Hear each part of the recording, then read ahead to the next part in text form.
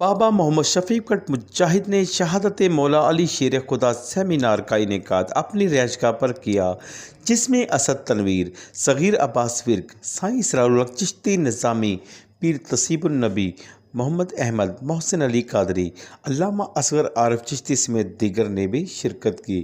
تقریب سے خطاب کرتے ہوئے علماء و مشائخ نے مولا علی شیر خدا کو شاندار طریقے سے خراج عقیدت پیش کیا۔ اس موقع پر بابا جی نے کہا کہ مولا علی کے خاندان مولا حسن اور مولا حسین نے ہمیشہ صلح اور امن کا درس دیا ہے۔ مسلمانوں کی بنیاد ہی امن اور جہاد سے ہے۔ ماضی میں جہاد سے ہی مسلمانوں نے 65 لاکھ مربع میل پر قبضہ کر کے فتح کیا تھا، اور آج بھی کشمیر اور فلسطین کی آزادی کے لیے مسلمانوں کو اکٹھا ہو کر جہاد کرنا ہوگا۔ انہوں نے کہا کہ ہمارے قائد ملت مولانا عبدالستار خان نیازی نے کہا تھا کہ کشمیر بزور شمشیر آزاد ہوگا۔ بابا جی نے کہا کہ اس وقت پاکستان کو چاہیے کہ وہ اسلامی ملک ترکی، ایران، سعودی عرب، عرب امارات، بنگلہ دیش کے ساتھ مل کر اتحاد قائم کرے، جو امت کی دفاع اور سالمیت کا ضامن ہو۔ ایٹمی پاکستان فتح اور مضبوطی کی علامت ہے۔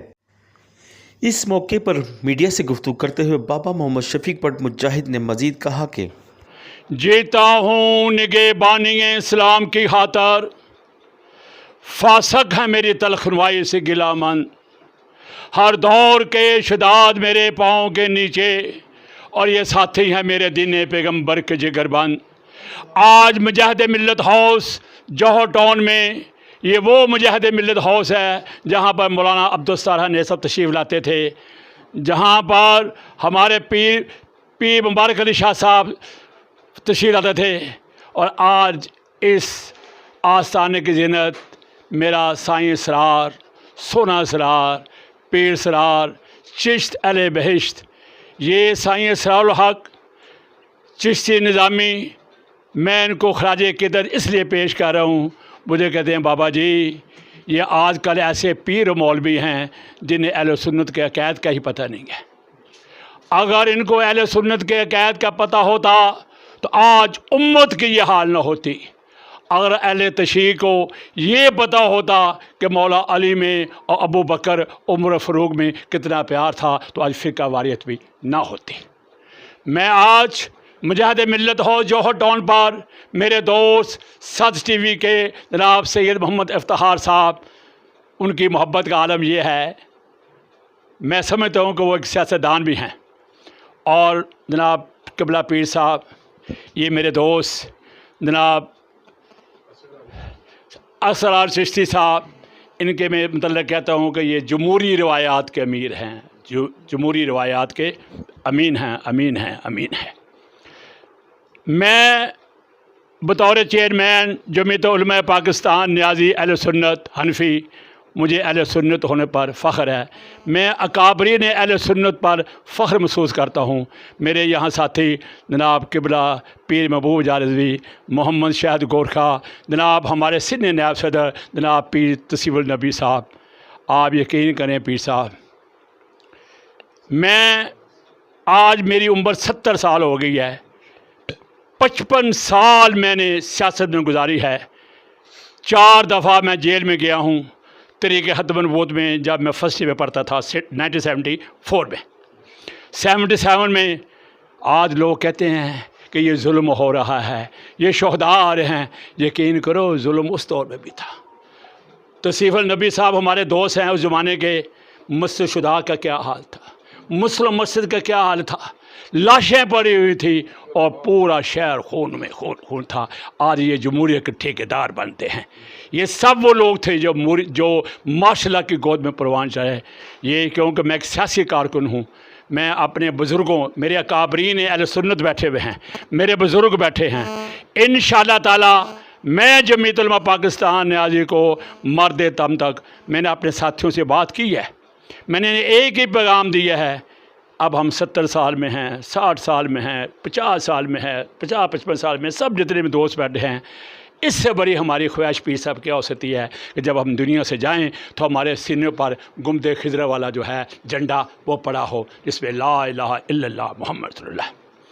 اور مجھے جمعیت علماء پاکستان کا چیئرمین ہونے پر فخر ہے۔ میں اس لیے کہ میں ہمیشہ ایک بات کہتا ہوں کہ میں اس محمد مصطفیٰ کو مانتا ہوں، میں اس نبی کریم صلی اللہ علیہ وسلم کو مانتا ہوں جو بیک وقت سپہ سالار بھی تھے، قاضی القضاض بھی تھے، مدرس بھی تھے، مبلغ بھی تھے اور حکمران بھی تھے، حکمران بھی تھے، حکمران بھی تھے۔ آج انگریز نے یہ سازش کی کہ داڑھی مونوں کو اقتدار دے دیا، مولوی نے بولے جاؤ مسیدے تسی ناولے ستنجا بٹوانی کرو، لا اللہ کرو اور اپنی جان چھڑا کے بیٹھ جاؤ۔ جس وقت برے صغیر میں ہمارے بزرگان چشت اہل بہشت جناب حضرت امجد ثانی جتنے بھی اولیاء کرام تھے، تمام بادشاہ ان کے درگاہوں پہ جاتے تھے اور سلام کرتے تھے، اور جب جنگ میں جاتے تھے ان سے دعائیں کراتے تھے۔ میں آج برملا کیونکہ یہ پروگرام اس حالات میں ہو رہا ہے، میں بھارت کی، افغانستان کی دہشت گردی اور ان کی تخریب کاری کی مذمت کرتا ہوں۔ میں ذاتی طور پر تو امت وحدہ کا قائل ہوں۔ میں افغانستانیوں کو اتنا پسند کرتا ہوں جتنا ایرانی کو کرتا ہوں، جتنا سعودی کو کرتا ہوں، کیونکہ میں اتحاد البین المسلمین کا داعی ہوں۔ لیکن ہم اپنی ریاست پاکستان میں کسی کو دراندازی کرنے کی اجازت نہیں دیں گے۔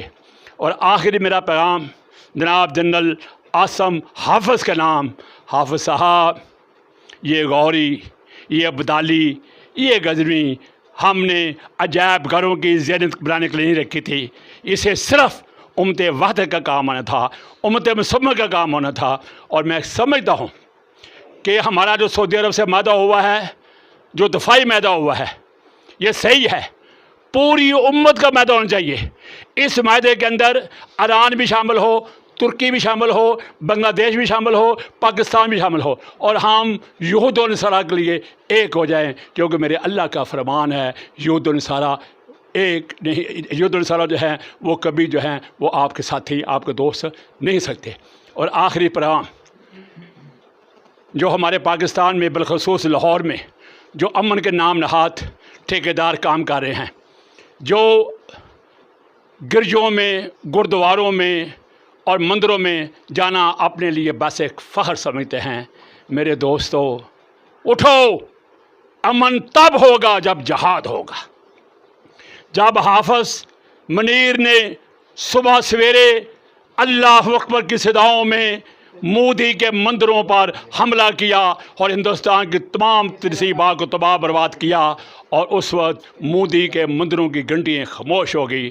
اگر آپ چاہتے ہیں کہ ملک کی بقا ہو، پاکستان کی بقا ہو، سالمیت کی بقا ہو، سالمیت ہو، تو ہمیں ایک ہونا پڑے گا اور پوری قوم کو امت وحدہ بننا پڑے گا۔ یہ ہے ہماری بقا، یہ ہے ہمارے سالمیت کا حق ہے۔ میں بالخصوص اپنے سائیں پیر سرار الحق چشتی صاحب کو، جناب پیر تسلیم النبی صاحب کو، جناب آر چشتی صاحب کو، شاہد محمد گورکا صاحب کو، اپنا قبلہ اعجاز صاحب کو، اور سید ورک جو امت وحدہ کا پرچم لے کے کھڑے ہیں، اور ہمیشہ اس وحدہ کے مرکز میں جناب قبلہ پیر سید افتخار حسین نقوی کی قیادت میں ہم سب لوگوں کو دعوت دیتے ہیں۔ ہم انشاءاللہ تعالی حکومت پاکستان سے اپیل کرتے ہیں کہ وہ ہمارے بچوں کو بشک جا کے سعودی عرب میں شہید کرے، ہمارے بھائیوں کو شہید کرے، ہمارے بزرگوں کو شہید کرے، لیکن ایک بات یاد رکھنا، کشمیر میں بھی 2 لاکھ نوجوان شہید ہوئے ہیں 70 سال میں، 2 لاکھ نوجوان قیدوں میں پڑے ہوئے ہیں۔ جتنا ہمیں فلسطین ضروری ہے، جتنا ہمیں سعودی عرب ضرورت ہے، اتنا ہمیں کشمیر ہی ضرورت ہے۔ اور میرے بابا مولانا عبدالصمد نیازی نے فرمایا تھا، کشمیر بزور شمشیر، بزور شمشیر۔ انشاءاللہ تعالی ہم کشمیر بھی لیں گے۔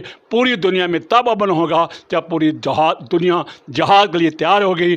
پوری امت وحدہ کا کام ہے ایک ہو جائے، ایک ہو جائے، تاکہ یہود و نصارہ ڈرم کا جو ہم ڈرم بجائیں اور دنیا میں امن قائم ہو اور پوری دنیا میں مسلمان کی حکومت ہو۔ السلام علیکم ورحمۃ اللہ وبرکاتہ۔